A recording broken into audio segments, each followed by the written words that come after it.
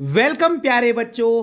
आज हम फीचर और आलेख में अंतर को बहुत ही आसान भाषा में समझेंगे। ये बहुत ही इंपॉर्टेंट टॉपिक है और इससे 3 मार्क्स का क्वेश्चन पूछा जा सकता है या 2 मार्क्स का क्वेश्चन भी पूछा जा सकता है। तो चलिए शुरू करते हैं।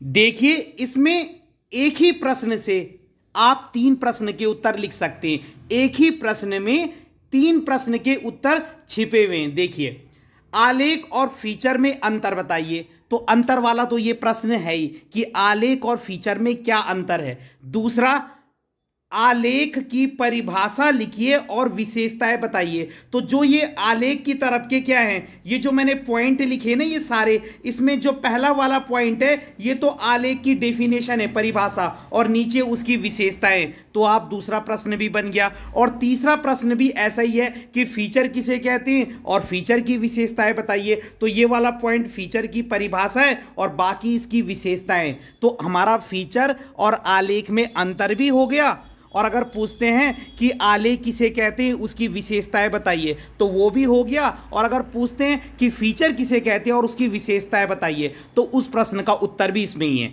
अब इसे समझते हैं। देखिए, आलेख और फीचर, सबसे पहले आपको इनकी परिभाषा पता होनी चाहिए कि आलेख किसे कहते हैं और फीचर किसे कहते हैं। देखिए, बहुत ही मैंने आसान परिभाषा बनाई है आपके लिए। देखिए, आलेख में आपने यहां से याद रखना है, आलेख में किसी, और यहां से वस्तु विचार घटना का विवेचन किया जाता है। ठीक है, आलेख में किसी वस्तु विचार घटना का विवेचन किया जाता है।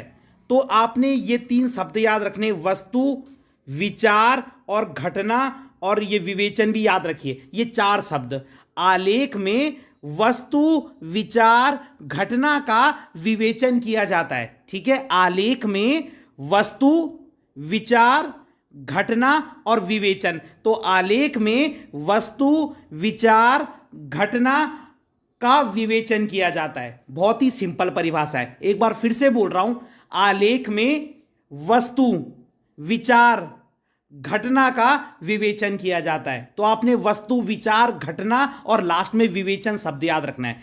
अब फीचर में क्या होता है, देखो, फीचर की भी मैंने ऐसे ही डेफिनेशन बनाई है।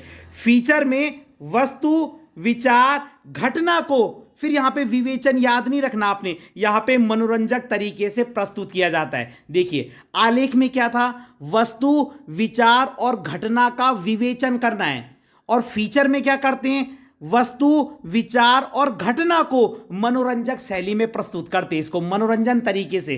ठीक है, कि ताकि क्या है, पढ़ने वाले का भी थोड़ा सा क्या हो, मनोरंजन हो, मतलब। ठीक है, तो आलेख में वस्तु विचार घटना का विवेचन किया जाता है और फीचर में वस्तु विचार घटना को मनोरंजक शैली में प्रस्तुत किया जाता है। तो ये इसकी परिभाषा है और ये डिफरेंस में भी काम आएगा।